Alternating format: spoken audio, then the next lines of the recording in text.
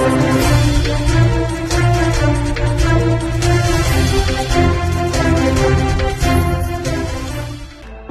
Crime બ્રાન્ચની ટીમે મોજ શોખ માટે મોર્નિંગ વોક પર નીકળતા લોકોને ટાર્ગેટ કરી ચેઇન સ્નેચિંગ કરનાર રેડાને ઝડપી પાડી 7 ગુનાના ભેદ ઉકેલી કાઢ્યા હતા.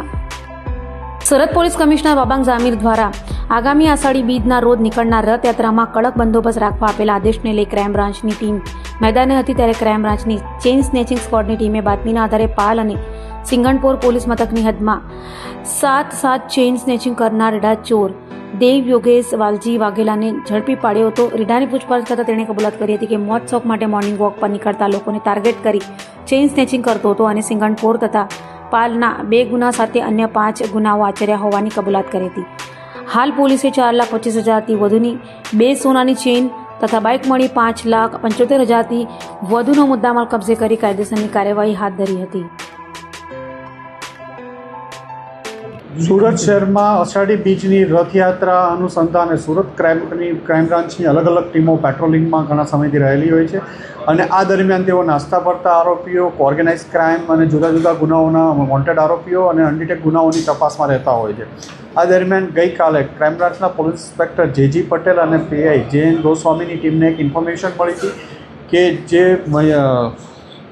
ડભોલી સિંગણપુર પોલીસ સ્ટેશનમાં 10 સાથે એક ચેઇન સ્નેચિંગનો બનાવ બનેલો છે અને આ ચેઇન સ્નેચિંગના ગુનામાં દેવ યોગેશભાઈ વાઘેલા જે રાંદેર એરિયામાં રહે છે એણે કરેલો છે અને એ ચંદ્રશેખર આઝાદ બીચ તરફથી આવવાનો છે અને વેડ રોડ પર ક્યાંય જવાનો છે. આ બાતમી આધારે ક્રાઇમ બ્રાન્ચની ટીમે એને ગઈકાલે પકડી પાડ્યો.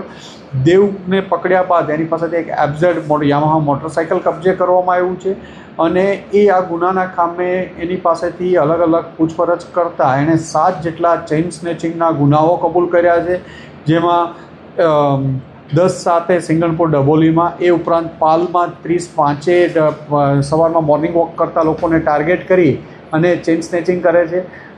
એ સિવાય ઉમરા પાલ બ્રિજ તરફ ઉમરા તરફ 2 બનાવો છે, જેમાં એક ચેઇન પડી જતાં મૂકીને ભાગી ગયેલો હતો. એ સિવાય અડાજણમાં પાલ એરિયામાં અલગ અલગ જગ્યાએ ચેઇન સ્નેચિંગના 7 જેટલા ગુનાઓની કબૂલાત કરેલી છે. એની પાસેથી 4.5 લાખ જેટલાનો મુદ્દામાલ કબજે કરવામાં આવ્યો છે. એની પાસેથી એફઝેડ મોટરસાઇકલ જે 1.5 લાખનું મળી કુલ 5.5 લાખથી વધુની કિંમતનો મુદ્દામાલ કબજે કરવામાં આવ્યો છે. દેવ 19 વર્ષનો છે. એણે ભણવાનું છોડીને ઘણા સમયથી આ છેલ્લા 6-1 માસથી આ ચોરીને લતે ચેઇન સ્નેચિંગની લત ઉપર ચડી ગયેલો હતો અને દેવ વિરુદ્ધ અગાઉ પણ 135 મુજબનો ગુનો પણ દાખલ થયેલો છે. હાલમાં એને પકડીને એની વધુ પૂછપરછ ચાલી રહી છે કે એને કોઈ ગંભીર ગુનાઓમાં કે બીજા કોઈ સવાલોમાં સંડોવાયેલો છે કે કેમ.